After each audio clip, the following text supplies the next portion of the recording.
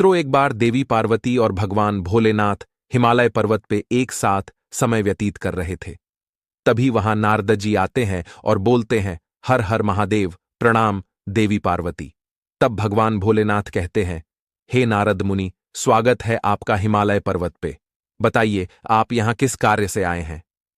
तब नारद मुनि बोलते हैं, हे प्रभु, मैं अभी धरती लोक का ब्राह्मण करके आ रहा हूं।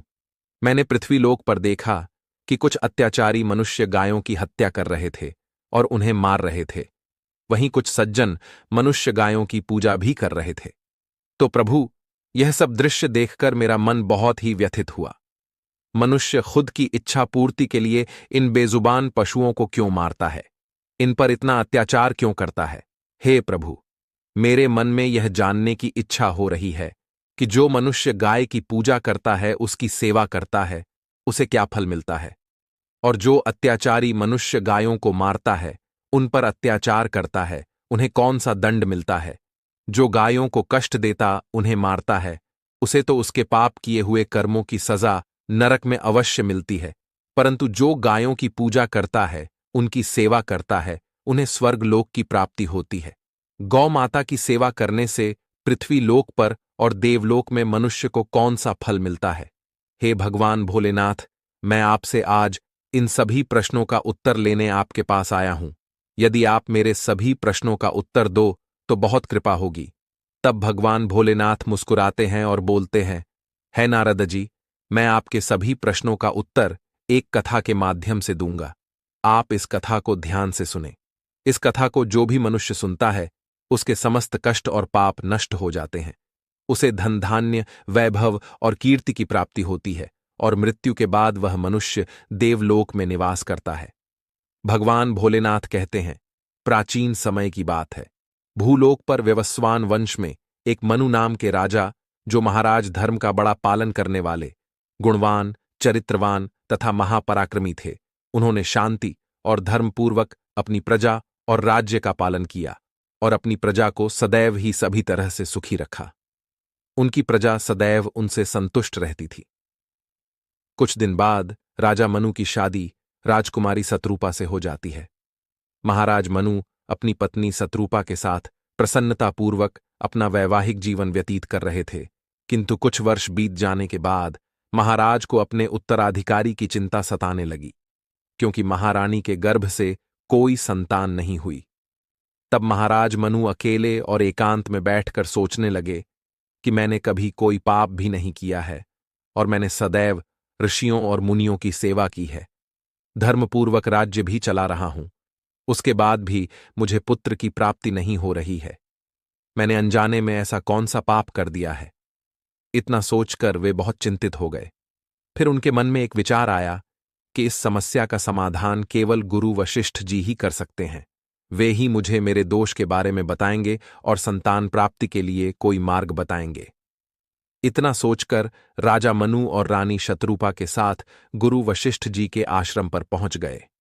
आश्रम पर वशिष्ठ जी नित्य कर्म करके ध्यान लीन में बैठे थे। उसी समय राजा मनु रानी के साथ उनके पास जाते हैं और उनका दर्शन करते हैं। राजा मनु और रानी ने गुरु वशिष्ठ के चरण स्पर्श किए और आशीर्वाद प्राप्त किया। गुरु वशिष्ठ ने उनका कुशल मंगल पूछते हुए उन्हें आशीर्वाद दिया। फिर वशिष्ठ जी कहने लगे, हे राजन, सब कुशल मंगल तो है ना आप और महारानी का? आज अचानक वन में मेरी कुटिया में पधारने की ऐसी क्या आवश्यकता पड़ गई है? किस कारण से एक महान राजा को अपना राज्य छोड़कर इस वन में आना पड़ा? विवस्वान कुल के सभी राजा महाराज अपनी उम्र के अंतिम दिनों में अपना राज्य अपने उत्तराधिकारी को सौंपकर तपस्या करने के लिए वन में आते हैं, किंतु आप तो अभी भी नवयुवक हैं। आपने अभी अभी राज्य का कार्यभार संभाला है। आपने अभी तक पुत्र भी उत्पन्न नहीं किया है। फिर आप कैसे अपना राजपाट छोड़कर वन में क्यों चले गए? यह आप जैसे महान और पराक्रमी राजा को शोभा नहीं देता है। इतना सब सुनने के बाद राजा मनु बोलते हैं, हे गुरुवर, मैं यहां जंगल में आपके यहां पर तपस्या करने के लिए नहीं आया हूं। गुरुदेव, मैं आपके पास सहायता मांगने के उद्देश्य से आया हूं। कृपया आप मेरा मार्गदर्शन कीजिए। मैं बहुत कष्ट में हूं। फिर महर्षि वशिष्ठ कहते हैं, हे राजन, आपके जैसे महान राजा को भला किस बात के लिए मेरा मार्गदर्शन चाहिए? फिर राजा मनु बोलते हैं, गुरुवर, आप तो स्वयं ही त्रिकालदर्शी हैं। आपको भली भांति पता हो गया होगा कि हम किस प्रयोजन से आपके पास आए हैं। महर्षि राजा मनु की बातें सुनने के बाद मुस्कुराते हुए कहते हैं, हे राजन, आप चिंतित ना हो, मैं अवश्य आपकी सहायता करूंगा। फिर महर्षि वशिष्ठ अपनी दिव्य दृष्टि से महाराज मनु के भूतकाल में हुए पापों को देखने लगते हैं तो उन्हें राजा की एक भूल के बारे में पता चलता है। महर्षि वशिष्ठ राजा से कहते हैं, हे राजन, आपसे एक बहुत बड़ी भूल हुई है जिसका आपको ज्ञान नहीं है। जब आप अपने मित्र राज्य से लौट रहे थे तभी मार्ग में एक वटवृक्ष के नीचे एक गाय और उसके नन्हे बछड़े को आपने अनदेखा कर दिया था। वह गाय और उसका बछड़ा बहुत भूखे प्यासे और कष्ट में थे। आपने उस गाय को और उसके नन्हे बछड़े को न ही भोजन कराया और न ही उसे नमस्कार किया। उस गाय ने आपसे मदद की गुहार भी लगाई, किंतु आप अपनी प्रसन्नता में खोए हुए थे और आपको उस गाय की पुकार भी सुनाई नहीं दी। आपके इस व्यवहार को देखकर वह गाय अत्यंत दुखी हुई और उसने आपको श्राप दे दिया है। हे राजन, जो मनुष्य गाय को कष्ट में देखकर उसकी सहायता नहीं करता, भूखी गौ माता को भोजन नहीं कराता, उसे तो महापाप लगता है और उसी गाय के श्राप के कारण आपको संतान सुख की प्राप्ति नहीं हो पा रही है।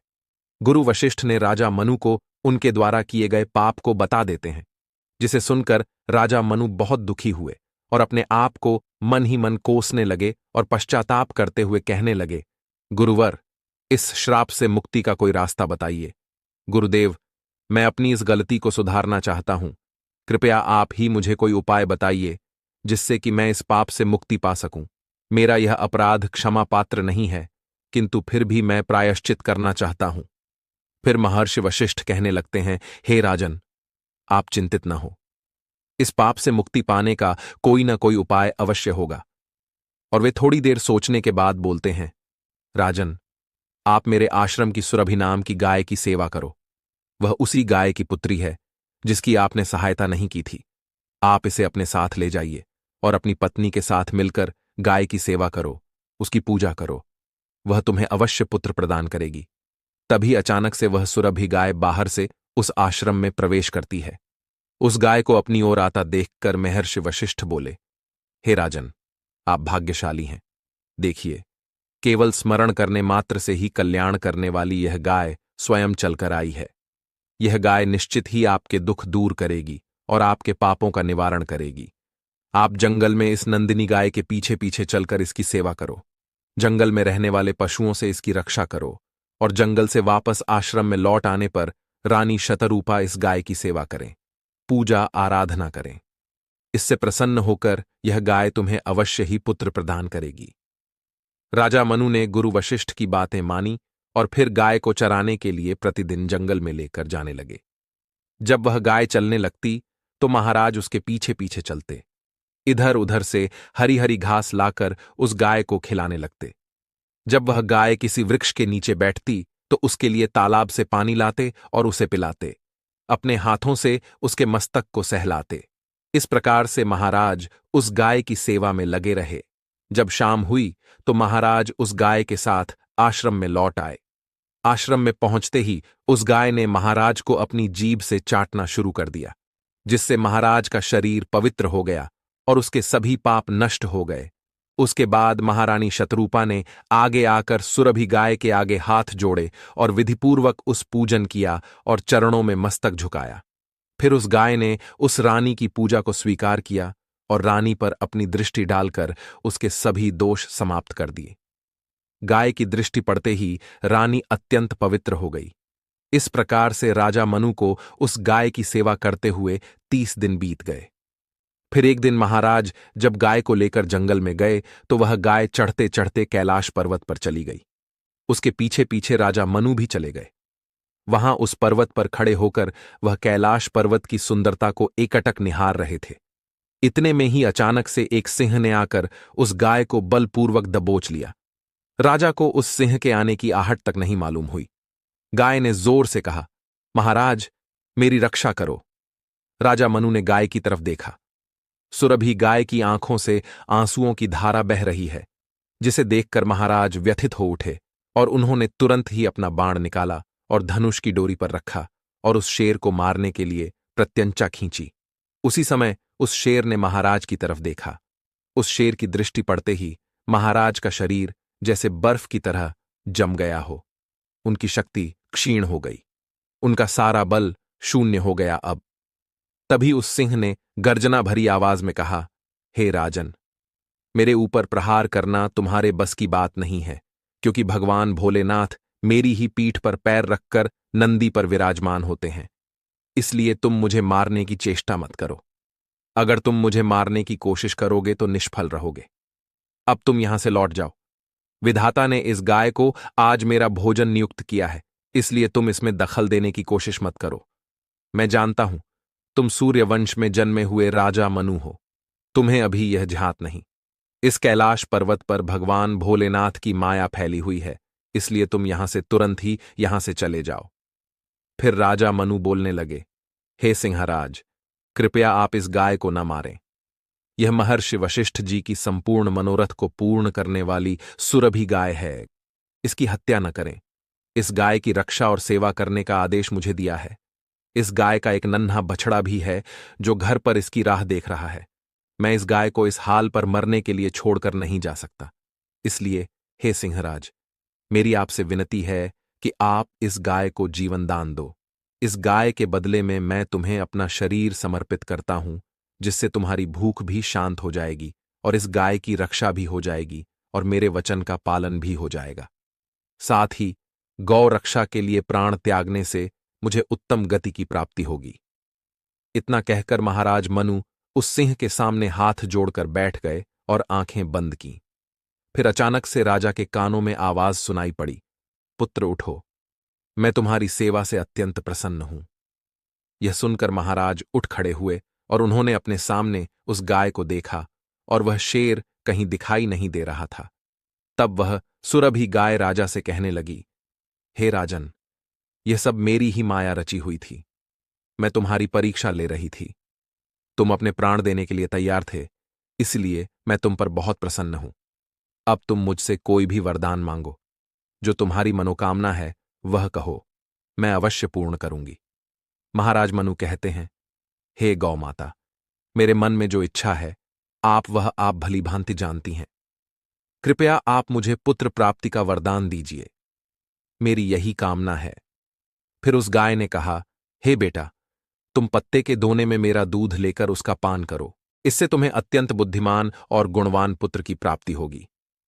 महाराज दिलीप कहने लगे, हे, अब आप मेरे साथ आश्रम पर चलिए और मैं आपकी पूजा आराधना करके तथा मेरे अनुष्ठान को पूरा करके आपके अमृत समान दूध का पान करना चाहता हूं। उसके बाद राजा मनु उस गाय को साथ लेकर आश्रम चले गए। आश्रम में पहुंचने पर महारानी शतरूपा ने आगे आकर उस गाय का पूजन किया। तब उस गाय ने कहा, हे महारानी, आप मुझे स्पर्श करें। इससे आपको अत्यंत गुणवान और विद्वान पुत्र की प्राप्ति होगी। फिर महारानी ने गाय को स्पर्श किया। महाराज और महारानी ने उस गाय की विधिवत पूजा आराधना की और उनके अमृत के समान दूध को प्रसाद समझकर ग्रहण किया। महर्षि वशिष्ठ कहने लगे, हे राजन, अब आप अपने पाप से मुक्त हो चुके हैं। तुम्हारी मनोकामना अवश्य पूर्ण होगी। जो भी मनुष्य गाय की सेवा करता है, उसे भोजन कराता है, उसकी पूजा करता है, उसके सभी काम सफल होते हैं।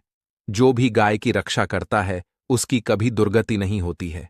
मृत्यु के बाद वह देवलोक में जाता है और भगवान के दर्शन करने का सौभाग्य उसे प्राप्त होता है। जो मनुष्य गाय का दूध पीता है, वह सभी रोगों से दूर रहता है। जो गाय का दान करता है, उसे मोक्ष की प्राप्ति होती है। जो स्त्री रोज गाय को रोटी खिलाती है, वह सौभाग्यशाली बन जाती है। गाय समस्त पापों का नाश करने वाली और सभी मनोरथ को पूर्ण करने वाली है। अतः सदैव इसकी रक्षा और पूजा करनी चाहिए। इतना करने से ही मनुष्य के सभी कार्य सफल होते हैं। उसकी दरिद्रता और गरीबी समाप्त हो जाती है। इस प्रकार से महाराज मनु द्वारा गाय की सेवा करने से उन्हें 2 पुत्र और 3 कन्याओं की प्राप्ति हुई।